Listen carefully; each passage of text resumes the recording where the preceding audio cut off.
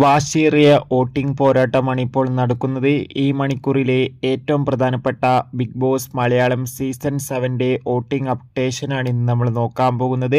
വീഡിയോയിൽ മുൻപ് video like ചെയ്യുക, ചാനൽ സബ്സ്ക്രൈബ് ചെയ്യുക.